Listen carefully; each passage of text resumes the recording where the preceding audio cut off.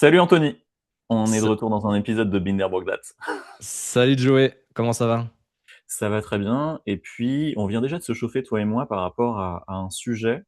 Le sujet va traiter d'un petit peu d'organisationnel, de sachant, peut-être un petit peu d'arrogance et de ce genre de choses.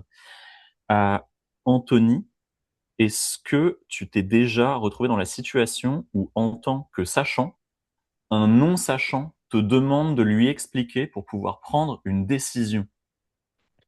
Eh bien, je dirais que je suis un peu biaisé dans cette question parce que j'ai déjà un certain audimat, une certaine présence sur LinkedIn et sur les réseaux sociaux. Donc, la plupart du temps, les gens qui viennent me voir, que ce soit pour des audits de code, du consulting, du training, etc., sont déjà convaincus. C'est assez intéressant, mais du coup, cela signifie que je n'ai pas à faire le travail de prouver ou de convaincre parce que je l'ai déjà fait en amont. Une fois qu'ils viennent me voir, ils ont déjà été convaincus par ce que j'ai déjà publié sur les réseaux sociaux. Mais je Tu suis les... quand même sensibilisé, tu vois, au développement d'un argumentaire. C'est-à-dire que moi, les gens qui viennent me voir sont convaincus, mais ceux qui viennent me voir ne sont pas toujours des décisionnaires. Il peut arriver que ce soit des développeurs seniors ou des tech leads, etc., qui ont besoin de creuser le sujet, de se former dessus. C'est une première étape. Mais après, ils doivent derrière convaincre un CTO, parfois même ça m'est arrivé un RH. Je ne sais pas pourquoi le RH est impliqué dans la façon dont les développeurs codent, mais apparemment, il m'a fallu une fois discuter avec un RH. Euh, en tout cas convaincre, donner les argumentaires à ceux qui ont assisté à mon contenu pour qu'ils puissent convaincre leur propre N plus 1. Mais moi, personnellement, j'ai été très rarement confronté. Et toi, du coup, Joël? Ouais, moi, j'y ai bien évidemment été confronté. Tu dis que toi, tu as un biais qui fait que en fait, la conviction arrive avant ton intervention. C'est Moi, ça. en tant que CTO, c'est l'inverse. Dans mon contexte en tant que CTO, Mhm. il y a, plus précisément CTO en early stage, je viens pour monter une boîte de zéro. Le moment où je monte une boîte de zéro, dans le temps, des gens vont s'ajouter. Et ces gens-là, ils ne sont pas instantanément convaincus par ce que les sachants leur enseignent ou leur dit. Et on va pas rentrer dans le débat de est-ce que ce que Joey leur dit est juste ou pas juste. Le moment où tu as un sachant qui te parle, un petit peu comme un garagiste qui te dit qu'il faut faire la vidange, tu le crois sur parole et tu n'as pas le choix dans un sens. Donc on va Mhm. pas rentrer dans ce débat-là. On va juste plutôt dire la situation, elle est compliquée lorsque tu as des gens intelligents d'ailleurs qui veulent comprendre. Toi, le sachant, tu sais que ça t'a mis 6 ans, 7 ans, 8 ans, 10 ans peut-être à comprendre tout ça. Et ton premier réflexe, c'est de te dire, j'ai envie d'être bienveillant et de donner des clés à la personne en face de moi. Mais le problème, c'est que toutes les clés que je vais lui donner, dans le meilleur des cas, la personne va comprendre très très vite. Pas comprendre d'ailleurs, entendre et concevoir. Concevoir qu'il y a une idée derrière qui tient debout. Parce que si toi, ça t'a mis 10 ans à comprendre, pourquoi est-ce que la personne, elle saisirait le truc avec tes mots en moins de 10 minutes, quoi. Bien sûr. Le meilleur des cas, c'est ça. Le pire des cas, c'est le cas dans lequel la personne ne comprendra pas et va tomber du coup sur une fallacie.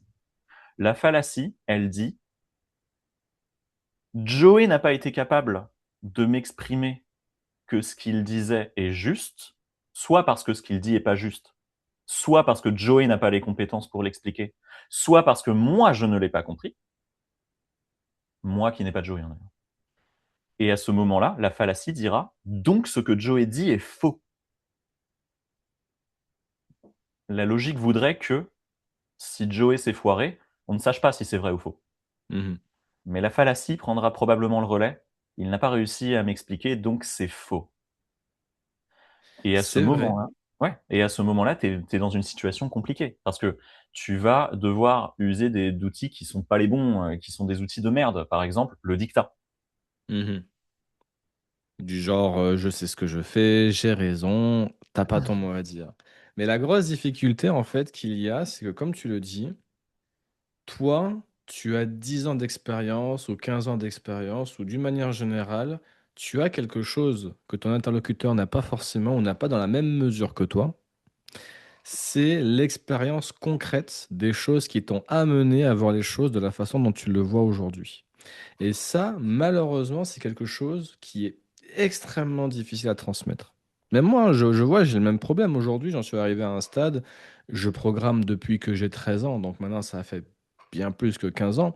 J'ai essayé énormément de choses. Si j'en suis arrivé à la façon dont je programme aujourd'hui, c'est parce que j'ai vécu des choses qui ont un impact émotionnel sur moi, et ça, c'est quelque chose qu'il ne faut pas oublier. C'est parce que les choses la façon dont je travaillais avant a un impact émotionnel négatif sur moi que je me suis mis à chercher d'autres façons de faire. Ouais. Tout ce processus de réflexion, d'expérience que tu as eu, que l'on a eu, qui ont pris beaucoup de temps, parce que c'est des choses qui ne se font pas en une seule semaine, tu ne peux pas le transmettre. Tu dois le condenser, le compacter en un argumentaire purement rationnel. Et ça, c'est Et extrêmement compliqué. tu vois, je suis 100% d'accord avec toi sur le fait que ce soit compliqué. Je sais aussi que ça vient d'où. En deux phrases, trois phrases que tu viens de faire, on vient d'ouvrir 5 sujets différents. On peut déjà les lister parce que les gens qui nous écoutent, je suis persuadé qu'ils les ont déjà en tête. Premier sujet, attention à l'argument d'autorité. Mhm. L'argument d'autorité, l'argument du sachant, on va pouvoir déplier ça, mais je le cite. Ouais. Deuxième chose, c'est un sujet qui est en réalité un petit peu, voire émotionnel. C'est un sujet qui est émotionnel. Troisième chose, il y a quelque chose que je détestais quand j'étais plus jeune, qui est, c'est pas parce que tu as passé 15 ans que tu t'y connais mieux que moi, parce que moi, sur ce sujet, je connais mieux que toi. Et il y a en effet un mélange d'arrogance, on va dire des conneries, on va dire une arrogance de la jeunesse, même Ouais. si j'aime pas ce terme. Mais il y a aussi une vérité que le temps qui passe t'ajoute quelque chose. Oui. C'est-à-dire que je déteste l'extrême qui dit que le temps, c'est de l'expérience active à 100%, parce que c'est pas vrai déjà. Et je déteste aussi l'argument inverse qui dit on doit que le temps en fait n'a aucune influence. C'est-à-dire qu'on est vraiment sur une nuance. On peut pas en parler non nuancé. Mais je vais commencer par dire que l'argument d'autorité, on le met sur la table et l'argument d'autorité n'est pas obligatoirement une fallacie. Il peut être vrai. Si je fais de la course à pied depuis 15 ans, j'ai une meilleure compréhension que quelqu'un qui fait de la course à pied depuis 3 mois. Et ce truc-là, vous voyez que c'est pas un argument c'est un argument d'autorité. Moi, j'en fais depuis 15 ans, donc l'argument d'autorité n'est pas nécessairement une preuve de fallacie. Ça peut être un indice que quelqu'un essaye d'utiliser un argument fallacieux contre vous, mais ce n'est pas forcément une fallacie. En fait, je le vois comme un outil. C'est plus un outil qu'autre chose qui peut faire sens dans certains contextes, mais moi je le vois euh, assez régulièrement comme un outil de dernier recours. C'est-à-dire soit Très bien, parce bien, que, bien vu, bien vu. voilà, tu vois, soit parce que je suis dans une équipe et je n'ai pas besoin d'avoir des automates qui me suivent et qui appliquent bêtement sans croire à ce que je leur dis. Parce que dans ce contexte-là, ça n'amènera pas de bons résultats. Et ils ne le feront pas correctement de toute façon. Idéalement, j'aimerais convaincre avant d'arriver à cet argument-là. Mais parfois, tu es confronté à des interlocuteurs que tu as besoin de convaincre alors qu'ils ne sont même pas forcément impliqués dans le sujet que tu es en train d'aborder. Par exemple, est-ce qu'il t'est pas déjà arrivé de devoir expliquer, je prends un exemple complètement idiot, mais à un produit, pourquoi est-ce que l'on doit faire de la clean architecture dans le code? Tu vois? Il n'est pas directement concerné, mais il te pose la question parce que raison X, Y, Z. Dans ce contexte-là, j'aurais beaucoup plus facilement recours à l'argument d'autorité parce que je pars du principe qu'il n'a pas forcément les éléments dont il a besoin pour comprendre la raison pour laquelle on fait ça. Et j'irai directement droit au but. En effet. Et maintenant, mets-toi dans la position où tu n'aurais pas le pouvoir d'aller dans le sens où tu veux. C'est-à-dire que tu ne serais pas capable d'utiliser ton dictat. Hmm. Ici, par dictat, on va pas utiliser le mot dictat dans le sens négatif, on va même Ouais, utiliser le dictat dans le sens positif. ouais. C'est-à-dire que je sais que tu ne dois pas manger les petites boules rouges dans les arbres parce qu'il y a un fort risque que tu chopes la diarrhée. Voilà, on est un peu en vrac sur ce podcast, c'est bon. Mais le fait est que ça tient debout. C'est un phénomène qui tient debout. Et en effet, le moment où tu parles de cleanarchy, c'est très facile de voir que c'est toi qui sais, Malheureusement, moi, j'ai eu des cas où c'est pas une évidence pour tout le monde qui est sachant. Par exemple, moi aujourd'hui, Joey, j'ai une expérience en organisationnel, en comment bien séparer des équipes, en compréhension de ce que c'est qu'une loi de Conway et de quelles sont les conséquences que ça va avoir sur notre production, sur nos interactions, sur la manière dont on va être capable de scaler des équipes, des produits, des manières de faire, ways of working, comme on dit. Eh bien, autant quand tu parles de cleanarchy à quelqu'un qui n'est pas tech, il lâche l'affaire très vite, il comprend bien que c'est une connerie de tech. Autant quand tu parles d'organisationnel, tout le monde a l'impression d'être expert sur la question. Quand tu parles à n'importe qui, c'est-à-dire qu'il y a un junior qui est arrivé il a 2 ans d'XP, il se pointe, et souvenez-vous, je déteste considérer qu'un junior c'est une question de temps, mais le junior arrive, il est persuadé qu'il peut te déglinguer en organisationnel, en mode ouais, on devrait faire ça comme ça parce que, et là tu peux partir à la foire à la fallacie. D'ailleurs, je vous fais une fallacie actuellement en vous disant, le junior il va vous dire Spotify ils ont fait comme ça. On cite Spotify parce qu'on sait très bien qu'on a eu ce biais il y a quelques années du Spotify ils font comme ça et c'est stylé, moi je vais faire la même. Ça c'est souvent quelque chose qu'on a dans la tech. Mais ce que je veux dire par là, c'est que il y a des gens, quand tu leur parles de cleanarchy, ils se disent ah oui, c'est évidemment tech. Le moment où tu leur parles d'organisation des équipes, il y a tout le monde qui veut donner sa pierre à l'édifice, alors qu'ils n'ont aucune compétence dans ce truc-là. C'est catastrophique parce que tu ne peux pas, dans une organisation tech, dissocier l'organisation de la tech. Alors là, tu es en train d'enquiller sur un sujet qui est plus près tu es de la problématique, plus tu es apte à comprendre ce qu'il. Certes, oui, c'est vrai, mais c'est même pas ça mon point. Mon point, c'est que de manière. Il y a un réflexe du non-sachant en organisationnel de croire qu'il a une lourde valeur à apporter, de croire que son avis a une lourde valeur. Et je vais donner un exemple concret. Une fois, quelqu'un vient me voir et me dit, l'organisation qui a été mise en place de nommer les équipes par produit, par feature squad, en fait, on avait des feature squad, elle n'est pas bonne. À la place, au lieu de nommer les équipes tel fonctionnel, tel domaine, tel domaine, tel domaine, on devrait les nommer équipe Anthony, équipe Joey, équipe Simon, équipe Daniel, équipe machin. Et moi, quand j'ai entendu ça, avec ma compréhension de l'organisationnel, mon premier réflexe a été de me dire, ça va droit dans le mur, cette organisation. Enfin, ça va créer des biais dans des sens qui ne sont pas les bons. Déjà, la manière dont on parle des choses a tendance à forger la manière dont on les conçoit dans nos têtes. Mais bien sûr. C'est ça l'architecture, d'ailleurs, au passage. Le fait est que le moment où tu commences à dire c'est l'équipe de machin, c'est l'équipe de machin, moi, ma flat hiérarchie, bah, elle part à la benne, hein, parce que si c'est l'équipe d'Anthony, c'est Anthony le chef. Je peux Oui. t'assurer que tu injectes quelqu'un dans cette équipe en disant c'est l'équipe d'Anthony, tu lui demandes 2 mois plus tard qui est le capitaine de votre équipe. La Ah, personne, elle va dire quoi? c'est Elle va pas Anthony. dire elle va dire c'est Anthony, elle va Bah, pas dire on est en évidemment. flat hiérarchie. Évidemment. Déjà, premier biais. Après, il y en a d'autres. Le deuxième biais, c'est le moment où tu découpes plus de manière domaine. Et ça a ses avantages et désavantages de découper de manière domaine. Hein. Il y a des gens, ils pourraient me dire pourquoi tu découpes pas plutôt en termes d'impact. Il y a même des gens plus nuancés qui pourraient dire pourquoi tu fais pas un mix max des deux. Tu vois. Le fait est que le moment où tu arrêtes de découper sous forme de domaine, bah, ton deuxième biais très grave, c'est que tu sais plus où mettre les choses, en fait. Oui. Est-ce que la gestion du customer par rapport à sa commande, tu le mets dans l'équipe d'Anthony ou dans l'équipe de Joey? Personne ne sait. Donc il y avait aussi des biais positifs qui avaient lieu, et ces biais positifs, ils partent à la poubelle, tu injectes des biais négatifs.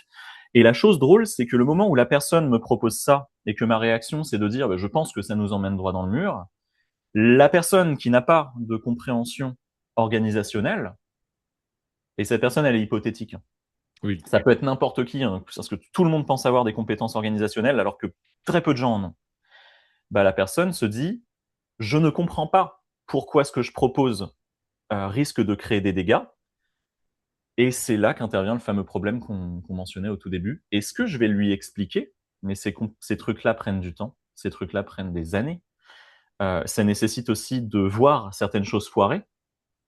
Soit je ne lui explique pas et je lui dicte, soit, et là j'ouvre la porte à quelque chose de super cool, mais de très dangereux et à double tranchant, et tu vois où je vais avec ça, je pense. Je lui fais faire une expérience. Je lui dis, tu sais quoi, vas-y, viens, on essaye. Mais par contre, quels sont tes indicateurs? Qu'est-ce que tu vas regarder pour déterminer ce qui a réussi et foiré? Pourquoi on fait ça? Bah, déjà parce que si l'on admet que apprendre ça passe par l'expérience, le moment où j'empêche la personne de faire ça, je suis un frein à son expérience.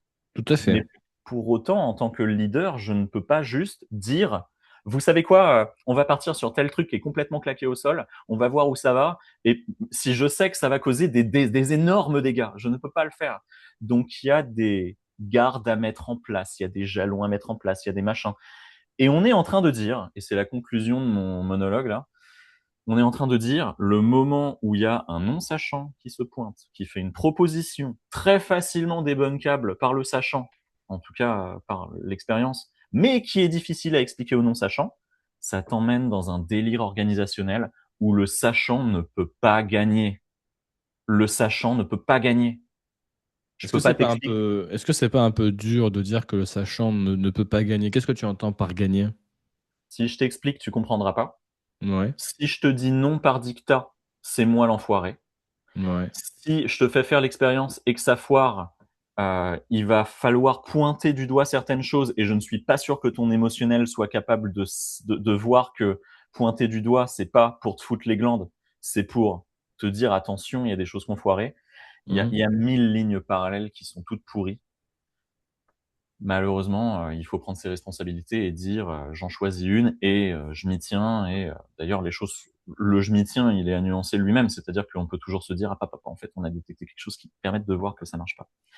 Mais est-ce que ça t'est souvent arrivé justement qu'une personne, junior qui ne soit pas sachant, vienne avec des propositions de choses, de modifications à mettre en place dans l'entreprise et que tu aies dû justement lui expliquer, la raison pour laquelle ce n'était pas une bonne chose? Est-ce que c'était souvent justement des profils qui t'étaient assujettis? Et est-ce que tu as eu également le cas avec des profils auxquels pas auxquels toi tu étais assujetti, mais dans lequel l'équilibre des forces était moins Moins symétrique? évident. Ouais, Alors, dans ta phrase, je retire junior, non sachant est suffisant. On va laisser non on sachant. va dire non sachant.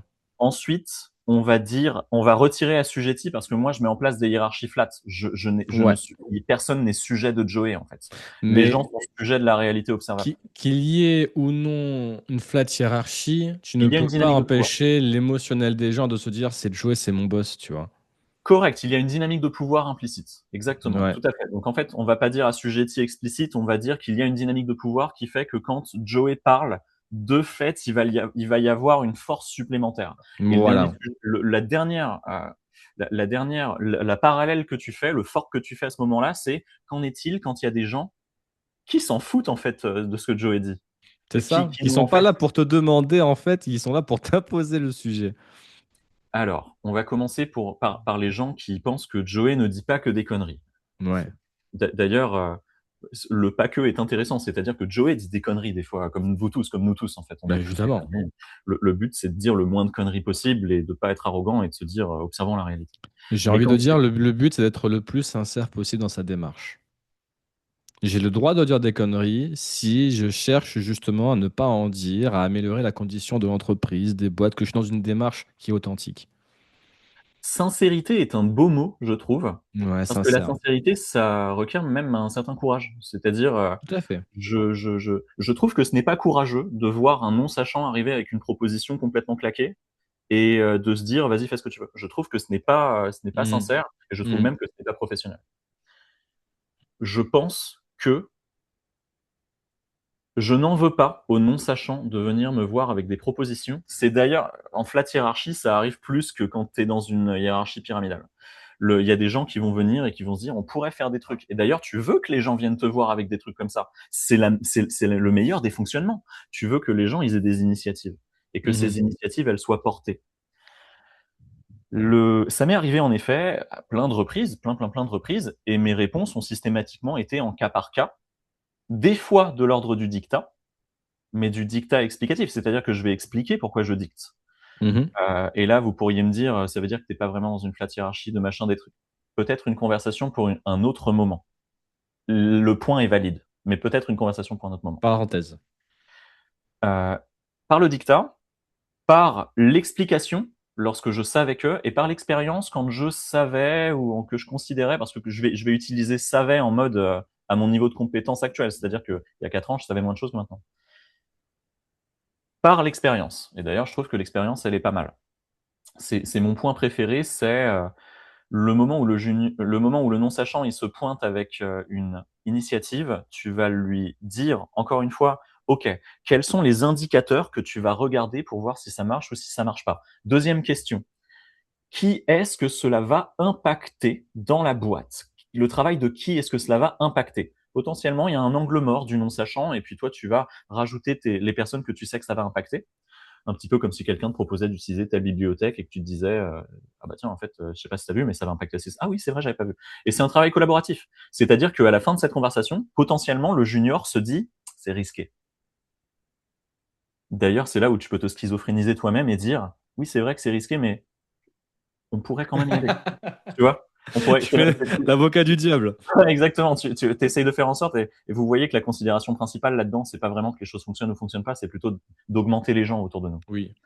Mais je fais des digressions comme d'habitude, excusez-moi. Et oui, ça m'est arrivé à plusieurs instants.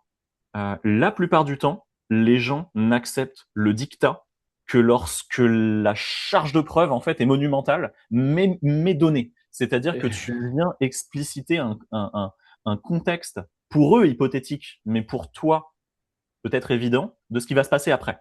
Tu vas dire, il risque de se passer ça, ça, ça. Il va se passer ça. C'est-à-dire que c'est pas un risque. Il va exactement se passer ça, ça, ça, ça. Et à un moment, Mhm. le non-sachant, il va se dire, en fait, c'est vrai que j'avais pas réfléchi à tout ça, il faut que j'y réfléchisse. Ça, c'est le meilleur des cas, et le dictat à ce moment-là est accepté. Le pire des dictats que vous pouvez faire, c'est le dictat brutal, froid et direct, en mode, ta proposition, je la refuse, barre-toi. Parce que ça, en plus, c'est même contradictoire avec la flat hiérarchie. Ça me fait penser à à un débat que j'ai eu il n'y a pas longtemps, que tu as peut-être dû voir passer, justement, le, l'argument de dire, regarde, j'ai empiriquement empilé tout un tas d'expériences, de preuves qui viennent de tout un tas de gens différents, c'est sourcé, etc., pour appuyer la raison pour laquelle je pense ce que je pense. Et la personne en face m'a répondu, oui, mais ces gens-là, ce sont par exemple essentiellement des gens, des académiciens, ils ne viennent pas de l'industrie. Ou alors ces gens-là, bah, c'est une grosse boîte, ou alors c'est des petites boîtes, ou alors c'est des gens qui travaillent dans un autre pays. Tout un tas de raisons en fait pour rejeter ta pile de preuves. Mhm. C'est la Comment est-ce fallacie du ce n'est pas mon contexte à moi. Comment est-ce que tu fais justement pour... Enfin, quelle est l'approche que tu aurais dans ce genre de cas? C'est-à-dire vraiment, la personne a en face d'elle le corps de preuve, mais malgré tout, ça ne suffit pas à la convaincre. Ça ne suffit pas, en fait, même, c'est même pas que ça ne suffit pas à la convaincre, c'est que ça ne suffit pas à la lancer dans une remise en question. C'est-à-dire, c'est comme si en fait tu ne lui avais absolument rien dit parce que l'état dans lequel il est après lui avoir montré les preuves est exactement le même que celui dans lequel il était avant que tu lui aies montré les preuves. On va dire, Alors, j'aurais tendance à dire que c'est le cas où la personne n'arrive pas avec le désir d'être convaincue, mais arrive avec le désir d'imposer quelque chose. de gagner. En fait, je vais me faire l'avocat du diable et je vais opter Ouais, pour deux timelines différentes. ouais. Je vais opter pour la timeline du on a un choix à faire. Toi, Anthony, tu me ramènes des preuves dans tous les sens. Il Mhm, faut maintenant que je me coltine tout ça. Et je suis même pas en train de dire c'est juste ou pas juste, c'est bon pour moi, pas bon pour moi, c'est la bonne mhm, chose à faire, la mauvaise chose à faire. Je ne réfléchis jamais sous forme de bien et de mal. Je mhm. réfléchis sous forme de fait. Je vais devoir me coltiner tout ça. Je vais devoir tenter de le comprendre. Potentiellement, je serai pas capable de le comprendre. Et donc, ça me crée un frein au changement. Ça veut dire que dans un monde où toi, Anthony, t'es une ordure, tu te sers de ce phénomène Ouais. pour Me ralentir. m'interdire des possibilités. Pour te ralentir. Je suis un bottleneck. Exact. Ralentir ou bloquer complètement. Ouais. C'est-à-dire que tu pourras toujours me dire, attention, Joey, tu as mal compris les documents que je t'ai envoyés. Ah ouais, ouais, d'accord. Bon, c'est un peu facile, mais je comprends bien que c'est une voie possible. D'ailleurs, c'est un extrême. Le deuxième extrême, c'est de dire, ouais, moi mes chaussures elles sont rouges, donc en fait tes textes le mentionnent pas, donc en fait c'est pas mon contexte, donc en fait tous les documents que tu m'as envoyés ne sont hors jeu parce que moi mes chaussures sont rouges et il n'y a jamais cité les chaussures rouges là-dedans, donc en fait je peux faire ce que je veux. Encore une fallacie. Ouais, bah il y a un Comment juste est-ce que milieu tu dans tout fais? ça. Justement, quand tu es dans ce contexte-là, parce qu'à un moment donné, tu as une décision à prendre, il y a quelque chose à faire, tu vois. Surtout si la personne qui a la capacité de mettre en place le changement, c'est toi. Ouais, alors, chose intéressante, le sujet n'est plus du coup technique. Plus du tout d'ailleurs. Ah bah depuis tout à l'heure, on gravite autour de la technique, Ah mais ouais, c'est purement exactement. organisationnel et émotionnel, hein. C'est clair, en fait, tu pourrais donner des documents sur tout et n'importe quoi, la personne pourrait toujours se faire une pensée alternative. Oui. D'ailleurs, il existe un monde, là c'est la dernière digression, mais il existe un monde dans lequel, en effet, la personne elle est tellement plus intelligente que tout le monde qu'en lisant les textes, elle se dit ah attention, il y a un biais dans. Ça se peut, en fait, mais c'est vas-y, écris ton papier, enfin j'en sais rien. Mais C'est dur. dans les faits, euh, en tant que leader, en tant que tech lead, en tant que CTO, en tant que CPO, en tant que C-level, tu sais exactement qui dans ton équipe est prompt à faire ça, dans un sens ou dans l'autre, et qui ne l'est pas. Donc en fait, je remonte et je botte en touche. Je remonte d'un niveau et je dis, il n'existe pas de solution parfaite. Mhm. Tu dois t'entourer de gens qui, dans le bon contexte, peuvent être prompts aux bonnes choses. Et les bonnes choses, c'est pas des bonnes choses absolues. C'est les bonnes choses que toi, tu considères en tant que leader être les bonnes choses. Tu sais, on dit Mhm. souvent, quand tu as de la diversité dans ton équipe, diversité de talents, diversité de tout, Oui. tu as des points de vue qui sont différents et tu es donc capable de construire la meilleure solution possible. On peut l'admettre. Et il est aussi dit que quand tu as que des gens comme toi, comme vous réfléchissez de la même manière, tu vas à une vitesse incroyable. Vous allez tous au même endroit. Et de la même façon, surtout, vous y allez tous avec le même véhicule, en conduisant de la même façon, sur la même route, en écoutant la Oui. même musique. Vous allez au même endroit. Exactement. Et dans ce qu'on est en train de dire, c'est que dépendamment de ce que tu veux faire, tu peux monter des équipes ou des groupes ou des initiatives qui sont composées de ces gens qui sont prompts à différentes choses. Euh, D'ailleurs, ça pourrait être également un sujet. Tu es là et tu es en train de monter une équipe. Toi, tu as ton mindset, tu veux poser tel process, tu veux poser telle façon de travailler, telle organisation.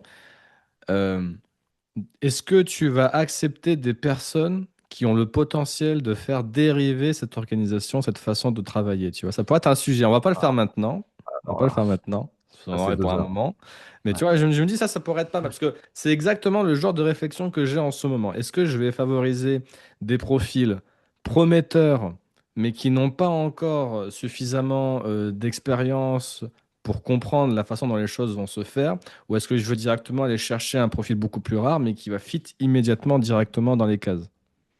Mais c'est, une fois de plus, un sujet Euh, annexe. Tu sais très bien que moi j'ai une mauvaise tendance et un défaut de tergiverser, donc je vais Ouais. tenter de le faire en une seule phrase.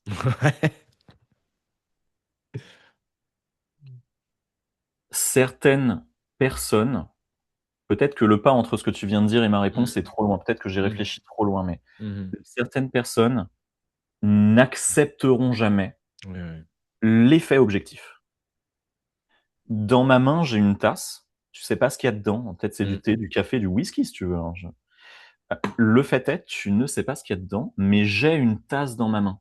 Et les gens ont souvent le mauvais défaut de ne pas accepter des faits objectifs s'il reste une part d'inconnu. D'incertitude. Le fait est que j'ai une tasse dans ma main, et le fait que j'ai une tasse dans ma main, ça a des conséquences. Évidemment, c'est une mauvaise métaphore parce que ça n'a pas de lourdes conséquences ici. Mais je pourrais renverser sur mon PC ou je sais pas, mais s'il Mhm. n'y a rien dedans et que je renverse sur mon PC, il se passe rien. On est tous d'accord. Tout à fait. Pourquoi ça a du sens ma réponse par rapport à ta question? Quand tu vas monter des initiatives, tu vas chercher des gens qui répondent à tes enjeux à l'instant et dans le temps, tu peux changer de stratégie. Moi, je sais que ce que j'aime bien faire, c'est que les gens soient aptes à réfléchir et à me dire, Joey, ce que tu dis, c'est à côté de la plaque. Je vous passe la conversation de ça ne plaît pas quand quelqu'un te dit que c'est à côté de la plaque, mais en tant Mhm. qu'ingénieur, on est censé prendre ce feedback. On est des ingénieurs. On Ces est gens-là, ouais, objectif. En tout cas, on on est cherche à censé être l'être. objectif, mais nous ne sommes que des humains, hein, il faut Eh se oui, pardonner aussi. bien sûr. Le fait est que quand la personne vient avec une divergence et que cette divergence te fait peur, toi en tant que leader, en tant que décideur, admettons, bien, moi ma strat, je la donne, elle est gratos. Ma strat, c'est de dire OK, tant que tu as des trucs objectifs à me montrer. Tu me dis qu'on peut aller plus vite avec ça. Là, dans 5 minutes, on signe et T'engages, tu me donnes tous tes trucs t'engages. objectifs et tu me donnes aussi sur cette équation de trucs objectifs le seuil qui te fasse dire j'abandonne, le seuil qui te fasse dire c'est un grand succès et le seuil qui te fasse dire en fait ça n'a rien changé. En fait, finalement, il faut s'entourer de personnes qui soient promptes à mener des expérimentations scientifiques. Et en tant que décideur, en tant que CTO ou engineering manager ou tech lead ou quoi, il faut être prompt à mettre en place un environnement qui permet de faire des expérimentations. Je pense que justement, d'une manière générale, et ça peut peut-être certainement répondre à la question qu'on s'était posée au début, en tout cas au sujet qu'on a posé au début, l'idéal, vraiment la meilleure chose à faire lorsqu'on a quelqu'un qui veut faire quelque chose et qu'on estime être aller droit dans le mur, c'est de lui permettre de sentir, de réaliser par l'expérimentation directement la raison pour laquelle ça va échouer. Parce que pour moi, tu vas gagner deux choses. Premièrement, même trois choses, c'est que premièrement, elle va te faire confiance, elle va se dire, cette personne-là, elle m'écoute quand je parle, elle est OK pour me donner ma chance, donc je vais faire en sorte de prouver que j'ai raison. Deuxièmement, tu vas pouvoir prouver ton point par la pratique. C'est-à-dire vraiment, la chose va se passer, on va voir que ça ne va pas fonctionner, tu n'auras même pas besoin de prouver quoi que ce soit. Et troisièmement, tu vas gagner en aura, parce que du coup, Ouais, c'est vrai. tu vois, c'est-à-dire, vas-y, ok, tu veux faire ça, il n'y a pas de souci. Moi, je te dis comment ça va se passer, je te donne les conditions pour que tu le fasses et essaye de prouver que j'ai tort, entre guillemets. Et à la fin, lorsque justement les choses se passent, tu as un petit peu deviné le futur, tu vois. Ben, ça fait que cette personne-là, elle te fera davantage confiance à l'avenir. Elle va se dire finalement, ce qu'il dit, ça fait sens, c'est grounded, il m'a bluffé, il a raison. Tu veux que je te fasse une parenthèse étrange sur le jeu vidéo? Ouais? Je suis en train de me refaire Elden Ring en ce moment. Elden Ouais. Ring, c'est Souls-like, c'est le genre de jeu où tu avances et tu vas te faire racler. Tu vas te faire racler, tu vas te faire racler encore et encore et tu À vas te faire racler. répétition. Ouais, c'est un- Aucun joueur d'Elden Ring, aucun joueur des Dark Souls, etc., ne se définit comme un absolu. Les gens ne se définissent pas comme gagnants. Ils ne se Hmm. définissent pas comme ayant du succès. C'est d'ailleurs ça la philosophie Guide Good, tu vois, c'est deviens bon en fait. Le moment où tu as des gens, des ingénieurs dans ton équipe, fin de parenthèse, le moment où tu as des ingénieurs dans ton équipe qui se définissent comme mm, eux-mêmes, et là on part dans la psychologie de comptoir, admettons, mais le moment où toi, en tant qu'ingénieur, tu te définis comme étant bon, alors tu seras remis en cause si tu fais quelque chose de mauvais, mais profondément. Naturellement. Le moment où Naturellement. tu t'es défini comme ayant raison, tu auras des limites et des barrières à admettre que tu as tort. Et si tu as objectivement tort, ça te fera te remettre en cause personnellement, ce qui est terrible hein, émotionnellement, psychologiquement, c'est pas bon. Hein. Donc, je recommande à n'importe quelle personne de ne jamais se définir par le succès. Oui. Je recommande de ne jamais dire bonjour, je m'appelle Joey, je suis un ingénieur successful. Parce que demain, quand tu te lances sur ta nouvelle initiative et que tu te foires, tu as une remise en cause complète de qui tu es. Bien À la sûr. place, Puis on va t'attendre au tournant. en plus, tu vois, en plus, tu crées exactement, tu crées une attente de dingue. Le moment où tu as ton ingénieur,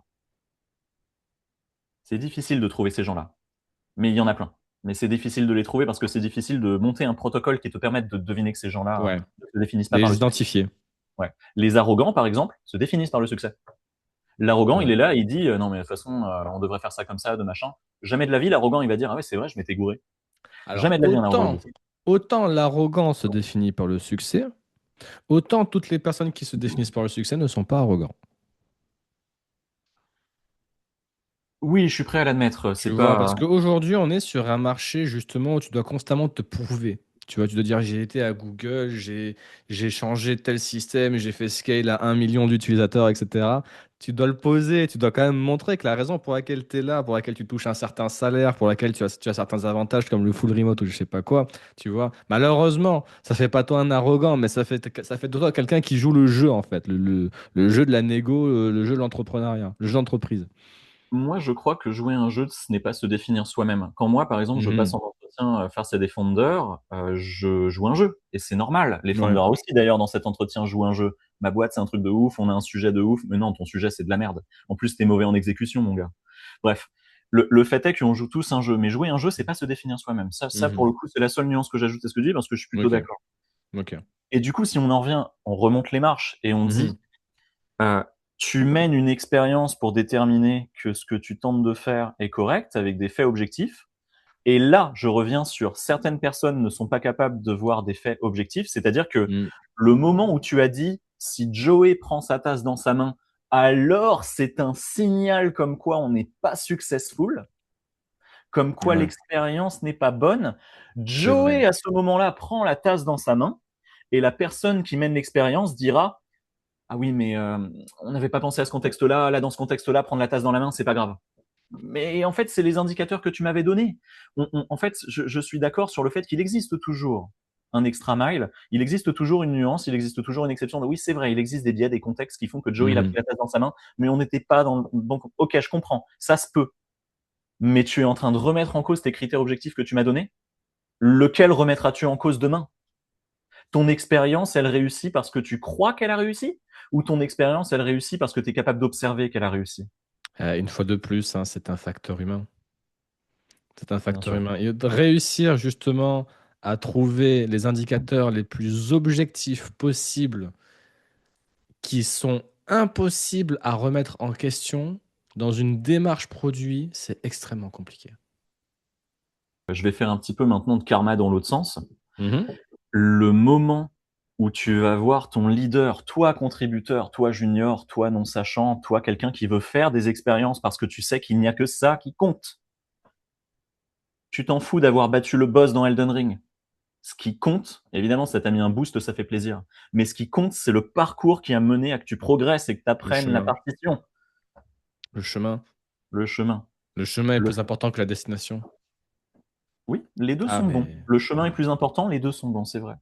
Je Le fait crois, est que quand je tu... sais pas si c'était Mozart qui disait ça, mais moi, c'est quelque chose qui m'a toujours, assez récemment, on va dire, depuis quelque temps que j'y réfléchis et je me dis effectivement, euh, apprendre, expérimenter sur le chemin de l'objectif qu'on s'est pesé, c'est ce qui a le plus de valeur à mes yeux que le fait de réussir ou non cet objectif. Oui, c'est vrai. Et une preuve factuelle et objective, je vous la donne, la preuve factuelle et objective, c'est que tu es dans ta boîte, tu mets en place, peu importe. Ça a marché chez eux, donc ça a impacté localement l'organisation.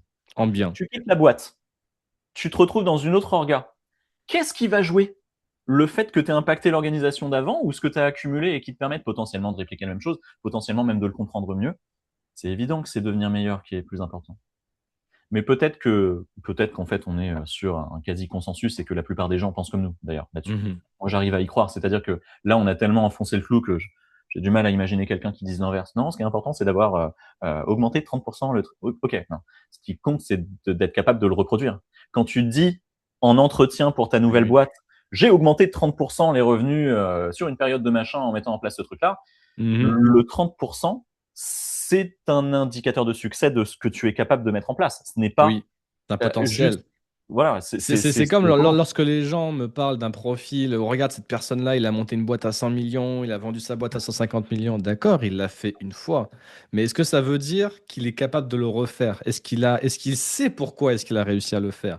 Ou est-ce que c'est un enchaînement de bonnes coïncidences avec de bonnes décisions accidentellement Ouais, prises au bon moment? Tu peux pas le exact, prouver. Tu peux pas le exact. prouver. Il faut que ce soit répétitif. Lorsque tu arrives à le faire à répétition, là, tu te dis, le mec, il a la recette secrète. Mhm, mhm. D'où la Peut-être d'ailleurs. raison peut-être en Ouais, plus, tu vois, c'est ouais. pas encore 100%, tu vois, c'est pas quelque chose qui est prouvé. Mais tu peux dire, bon, allez, à 80-90%, à chaque fois, il arrive quand même à avoir les bons éléments, la bonne exécution, etc. Il y a certainement un truc. De manière générale, ce que cela signifie, c'est que ce que tu as appris a beaucoup plus de potentiel que ce que tu as accompli. C'est ce qui va te Ouais. servir à l'avenir à reproduire le succès que tu as déjà eu. Je sais que je peux mettre en place une stack 3 tiers, c'est un exemple. Mhm. Je sais que je peux mettre une stack 3 tiers en place En 2 semaines. Je sais que ça me prendra 2 semaines. Je dis des chiffres au hasard, des machins, on s'en fout. C'est pas les bons chiffres, c'est pas les bons mots, on s'en fiche. Du coup, je dis à mon nouvel employeur, ah ouais, enfin, tu lui dis même pas, tu veux pas t'engager, c'est dangereux. Mais tu sais que tu peux Mmh. le mettre en 2 semaines. Donc de Oui, bol, j'en ai. j'ai déjà Ouais, fait, donc je pense qu'à peu près dans ces eaux-là. c'est le jeu de la conviction. T'essayes de convaincre quelqu'un, ça a du sens de balancer des chiffres comme ça. Bon, Mmh. le fait est que, merde, t'avais pas prévu le coup, mais il a une équipe de gens qu'ils appellent infra, DevOps. Ils appellent ces gens-là comme ça, bon, des ops. Et merde, en fait, c'est carrément plus chaud en fait de mettre en place une stack entière quand c'est pas toi qui as les mains dans le bousin parce que organisationnellement tu dois leur demander des trucs et qu'ils sont occupés et qu'ils ont. Tu vois le délire? It's On est a en train people problem. exactement, it's people problem, exactement. Et le fait est, je remonte en disant, je vais faire un petit peu de karma sur les gens qui mènent des expériences. Je recommande à des leaders qui ont laissé les gens de leur équipe, avec un S, faire des expériences, ne jamais, jamais prendre les fruits et Mmh, mmh, mmh. l'éloge sur ce qui s'est passé et de rediriger 100% du matos. Toujours. La réalité des faits, c'est que quand tu rediriges 100% du succès d'une expérience sur la personne qui a mené l'expérience, tu auras quand même un pourcentage de, en fait, Joël a laissé faire de machin, on sait tous que c'est un contexte qui a permis ça.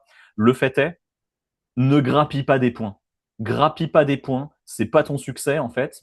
Toi, tu peux te dire que c'est peut-être un micro-succès managérial d'avoir laissé l'expérience se faire. Oui, c'est vrai, on ne le reprend pas. Mais t'as pas besoin de le mentionner, t'as pas besoin de le dire parce que les faits parleront pour toi. Par contre, la personne qui a mené l'expérience, si elle te dit ah, merci de m'avoir laissé faire ça, de machin, de trucs, je recommande aussi au leader de dire c'est pas moi qu'il faut remercier. C'est pas moi qui t'ai laissé faire ce que tu voulais. C'est toi qui es venu avec une initiative. T'as porté ton initiative. Ce n'est pas quelque chose de facile, ni de trivial, ni de commun. Je n'ai aucun éloge à prendre dans cette situation. C'est ton succès à toi. Donc maintenant, viens, on va célébrer ton succès. Alors autant je suis d'accord avec toi sur le fait que c'est la façon dont il faut, présenter la chose et ce qu'il faut dire. Autant je dirais c'est peut-être un peu un focus sur le métier de là en l'occurrence CTO, mais ça pourrait être un tech lead, ça pourrait être un engineering manager, mais de quelqu'un en Mhm. tout cas qui a la capacité de laisser les clés en gros.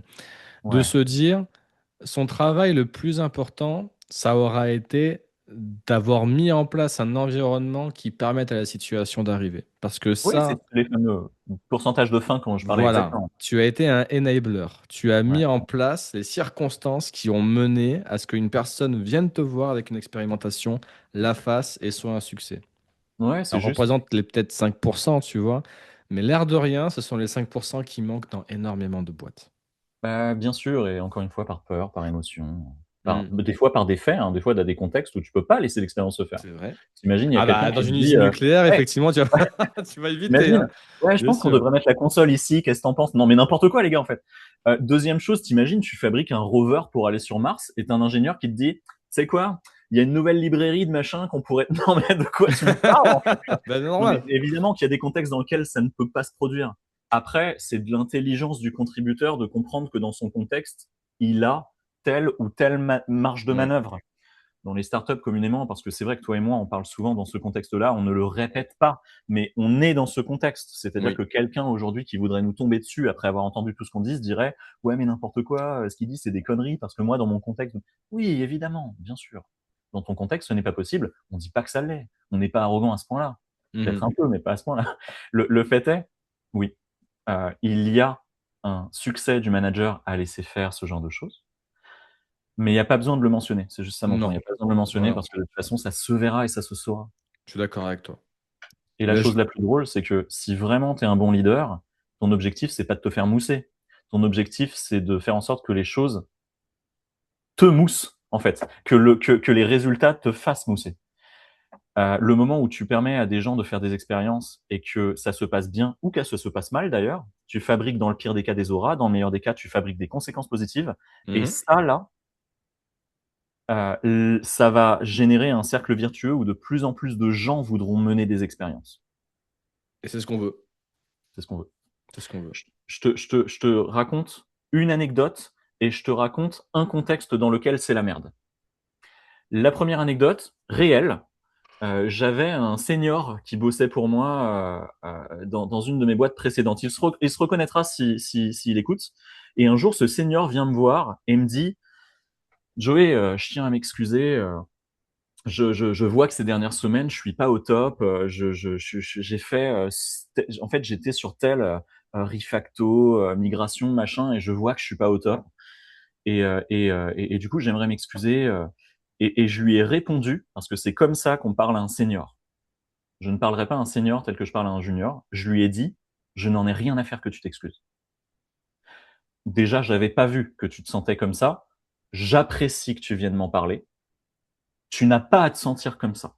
Notre vie en tant que senior, elle est compliquée. Tu fais des choses qui sont complexes, qui sont compliquées.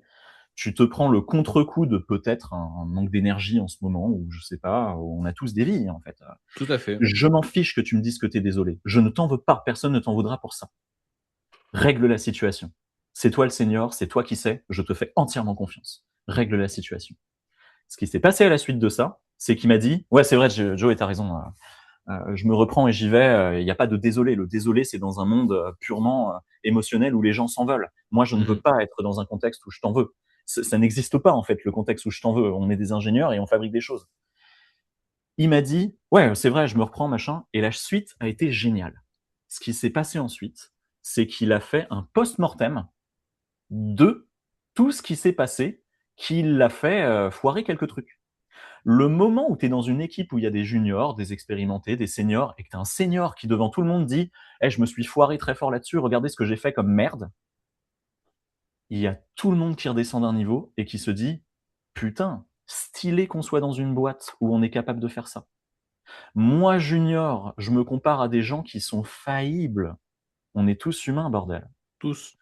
Ça crée une ambiance qui est fantastique. L'ambiance dans laquelle quelqu'un peut, tout haut dans la pièce, dire eh les gars, j'ai droppé la prod sans faire exprès, est-ce que quelqu'un peut venir m'aider? Ça, là, c'est le Ça t'est conséquent. arrivé? Ouais, ça m'est arrivé au tout début de Hero, où j'ai un gars que j'aime beaucoup d'ailleurs. Moi, j'aime à penser que c'est un ami. Maintenant, on se voit pas très souvent, mais le fait est que c'est quelqu'un en plein milieu du truc qui dit Joey, je crois que j'ai foutu en l'air la prod. Et je me suis dit, bah, allez, viens, on va s'en occuper. On va s'en occuper, quoi. La réaction d'un manager de merde ou d'un leader de merde, ce serait de dire putain, mais qu'est-ce que tu m'as foutu comme merde? Ah, c'est la merde, putain, je contrôle pas mes émotions. En fait, le fait est que je lui ai dit ok, bah vas-y, montre-moi, on va régler le truc. Let's Et go, après, comme ça on apprend, et on fait en sorte que ça se reproduise plus. très souvent, pour la blague, je dis d'abord on gère, ensuite on panique. On paniquera LOL. après ce soir quand on se tapera des bières. Ouais. On pourra se dire waouh, c'était vraiment la grosse merde, c'était chaud émotionnellement. Mais je préfère qu'on partage que c'était chaud émotionnellement plutôt que quelqu'un te tombe dessus. Que de le culpabiliser. Bah oui, à quoi ça sert? La À prochaine rien fois, du il ne tout. dira pas qu'il a droppé la prod, il va mettre sous le tapis. Exactement. Et le contexte que je voulais te montrer, et là, on va faire un full cycle sur la loi de Conway. Imagine que tu te retrouves dans une organisation commune d'ailleurs, dans lequel ton manager n'est pas ton tech lead. Tu as un directeur engineering qui est manager d'un petit peu plein de gens, dont le tech lead et dont les contributeurs. Et tu as le tech lead qui, lui, est le responsable technique. Bon, je te passe les détails, ça Ouais, je fout un vois. peu la merde. C'est plus un référent qu'autre chose, quoi. Ouais. Le tech lead, tu lui proposes une expérience, et en parallèle de ça, tu vas voir ton engineering manager en lui disant bah, toi qui gères ma carrière et mes augmentations, comment on pourrait m'incentiver? Ah, ben, j'ai entendu dire que tu avais une expérience en cours. Cette expérience, on n'a qu'à dire que si tu l'as réussi, tu prends 5K. Je parodie, mais c'est pas loin. Que va-t-il se passer quand ton tech lead essaiera de te montrer que tes expériences n'ont pas fonctionné? Tu comprends bien que tu as un incentive qui va te créer une dynamique de pouvoir de l'autre côté. Bien Je sûr. vais pas plus loin, on voit tout ce qui va se passer. Toi, tu seras biaisé en tant que contributeur au point de dire non, non, non, elle a fonctionné. Elle n'a pas fonctionné. Que tu sois conscient ou pas, tu vas combattre ça parce que tu as 5K à la sortie. Eh oui. Voilà. Donc quand on me dit ouais, l'organisationnel, c'est facile, vous avez pas ça en tête. Vous n'êtes pas Non, sûr. c'est beaucoup d'expérience et beaucoup de lecture sur ce qu'ont fait les autres, que ce soit des très grosses compagnies, des très grosses boîtes ou des boîtes plus petites. Ou même des boîtes publiques, parfois des organisations publiques. Il y a tout un tas de types d'organisations qui vont apprendre des leçons différentes et je pense qu'on peut tirer justement avantage de toutes les leçons. Mais que c'est pas quelque chose qui s'improvise. Tu dirais que c'est quoi les plus gros biais que tu as vu dans les organisations où tu as été, en tant que, évidemment, intervenant extérieur? C'est une question compliquée. Ouais. Je dirais que le biais qui m'a le plus choqué, c'est c'est un biais assez flagrant, hein. C'est celui dans lequel on voit les développeurs comme étant, et je dis ça sans connotation négative, les développeurs comme étant des ouvriers du code. C'est-à-dire de voir les développeurs comme étant des exécutants, des techniciens. La seule chose qu'ils ont à faire, c'est écrire le code. C'est de prendre le besoin, écrire le code et faire de l'histoire. Et pour moi, c'est dramatique parce que, en fait, le développeur, il intervient au tout dernier moment, il est tout en bas de la chaîne et toutes les décisions, toute la réflexion, tout ce qui se passe vis-à-vis du programme, elle se passe, pardon, entre les gens du produit, entre les gens du marketing, entre les gens des sales, etc. Et les développeurs sont là uniquement pour exécuter la vision de ce consensus de personnes. Le lien avec ce qu'on disait, c'est que tu as des gens qui font partie de ce consensus, Ouais, qui sont non sachants sur l'organisationnel tout à fait, et qui te disent c'est comme ça qu'une bonne organisation fonctionne. Moi, je tout sais à que la fait. plupart des founders que je rencontre en early me disent l'exacte même chose. Ils me disent les techs font ce qu'on leur dit. Des Oui. fois, c'est bien dit, des fois, c'est mal dit. Quand c'est mal dit, ça me plaît pas. Mais quand Mhm. c'est-à-dire que tu as un founder tout bienveillant, tout gentil, tout cool, très, très relax, qui Mhm. dit, bah oui, c'est une évidence. Le développeur est censé faire ce qu'on lui dit. Et cette personne-là n'est pas sachante organisationnelle. Et on se retrouve dans le contexte que tu dis. La chose drôle, c'est que malheureusement, c'est accompagné des fameuses dynamiques de pouvoir et le développeur, d'une manière ou d'une autre, s'il veut garder son job, il sera obligé de se faire au Ah, moule, et de quoi. obéir. Il y en a beaucoup, Ouais. hein, et c'est quelque chose qui est extrêmement courant. C'est pas quelque chose que j'ai vu uniquement dans des entreprises type euh, développement de produits, start-up, mais j'ai également vu ça dans les ESN, énormément dans les ESN, hein. C'est, tu n'as pas ton mot à dire, tu es là pour faire ce qu'on attend de toi. Voire parfois, tu es là pour faire acte de présence, tout simplement. En fait, moi, ma dernière pensée par rapport à ça, et ensuite, je pense que moi, j'ai fini avec le sujet, hein. Mhm, Ma dernière pensée, c'est soit il existe une compétence organisationnelle, et comme toutes les compétences, elle nécessite expérience, compréhension, expérience dans le sens expérimentation aussi, mhm. Elle se développe. et donc, elle ne peut pas être ni intuitive, ni sortie du chapeau instinctivement. J'exprime ça plus clairement et plus simplement. On ne peut pas dire, oh, c'est évident. C'est évident que c'est comme ça que ça doit fonctionner. Soit il n'existe pas de compétences organisationnelles. Il n'en existe pas vraiment. C'est un micmac de gens qui pensent que, je sais pas, ils ont théorisé des trucs qui n'ont aucun sens. Et dans ce cas-là, on peut avoir un instinct de l'organisation. On peut avoir instantanément la première chose qui te passe par la tête qui est juste. Bah, c'est évident que les Ouais. développeurs, ils doivent juste obéir. Et c'est une réalité. Mais si c'est une réalité, pourquoi vous arrêtez pas tous de vous foirer sur votre organisation? Bah oui. Si c'est factuel, si c'est aussi simple Mhm. et abordable par tout le monde, ça devrait fonctionner. Mais après, Ouais. ça serait un autre sujet, on va pas l'aborder maintenant, mais tu as des organisations dysfonctionnelles qui ne réalisent pas leur dysfonction. Parce que ça fonctionne à peu près correctement. Ils ne constatent pas ce qui ne fonctionne pas, tu vois. Ça marche. Je suis pas d'accord avec Ils ça. font du... Je Non, suis mais tu pas vois, ce que je veux d'accord. dire par là, c'est que ils arrivent, il y a des gens qui rentrent dans la boîte, il y a du business qui est fait, ils ont un chiffre d'affaires positif, les managers, ils touchent leur salaire, les développeurs touchent leur salaire, et tu peux te dire, bah, ça a l'air de marcher. La boîte n'a pas encore fait faillite. Je suis la dernière partie, oui. La partie d'avant, c'est-à-dire ils ne réalisent pas qu'il y a des problèmes organisationnels, j'ai du mal à y croire. Alors, c'est pas qu'ils ne réalisent pas qu'ils ont des problèmes organisationnels, c'est plutôt que pour eux, ça n'est pas forcément grave, ou ça n'est pas forcément quelque chose qui mérite qu'on s'en soucie. C'est qui ils? Alors moi, le heal que j'avais en tête, c'était ceux qui sont généralement Les- niveau intermédiaire. Tu vois, pas forcément ceux qui sont tout en haut, mais ceux qui sont entre les deux. Ok, les high managers, on va dire. On va dire les high managers, exactement. Ceux qui ont absolument le moins d'intérêt à ce que les choses bougent. Ah, j'aurais bien voulu en parler en effet, mais c'est un lourd C'est un sujet. autre Il y a sujet. tellement. C'est Donc un je autre m'arrête là, je sujet. dirais, même si je vais juste finir par dire, ouais, Ouais. je suis pas d'accord. Je suis pas d'accord. Je pense que la plupart des gens sont capables, même dans le high management, d'observer les dysfonctionnements. Il y a d'autres phénomènes qui font qu'ils ne feront rien pour le changer, ou Mhm. alors que peut-être ils ne pourront pas. Mais je pense qu'ils en sont Moi, capables. ce serait un plaisir d'en discuter parce que je pense qu'on ne sera pas forcément d'accord sur certains points. On note le sujet et ce sera pour un prochain épisode de Binder That. Merci, Joey. Merci.